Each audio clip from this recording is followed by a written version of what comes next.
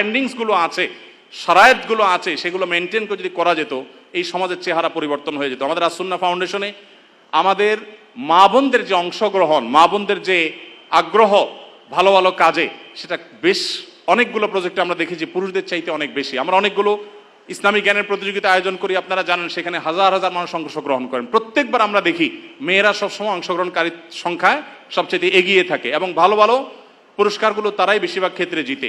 অতএব আমাদের মা বোনদের জন্য দায়ী গড়ে তোলার কাজ আমাদেরকে করতে হবে। আমাদের স্ত্রী, আমাদের বোন, আমাদের মা, তাদেরকে দিনের বেসিক বিষয়গুলো শেখাতে হবে এবং ওলামায়ে কেরামদের তত্ত্বাবধানে তাদেরকে দায়ী হিসাবে গড়ে তুলতে হবে। আবার দাওয়াতি কাজের জন্য শরিয়ার বাইন্ডিং, শরিয়ার নীতিমালাকে লঙ্ঘন করে এক জেলা থেকে আরেক জায়গায় মাহরাম ছাড়া বা যাচ্ছে তা খুশি করে সংসার স্বামী সব ত্যাগ করে করবেন তিনি, সেই দাওয়াতের কথা আমি বলছি না, কিন্তু বেসিক দাওয়াতি কাজ আমাদের মা বোনদেরকে করতে হবে এবং তাদেরকেও সেরকম ক্যাপাবল করে আমাদেরকে গড়ে তুলতে হবে। আল্লাহ তো আমাদের সবাইকে সেই তৌফিক দান করুন।